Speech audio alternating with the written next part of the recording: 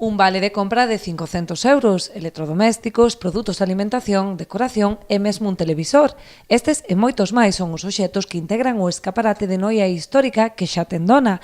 A pasada tarde, o presidente da entidade facía entrega de todos estes artigos valorados en 3.000 euros a Saladina Sáez Moledo. Estoy muy contenta de recibir este premio.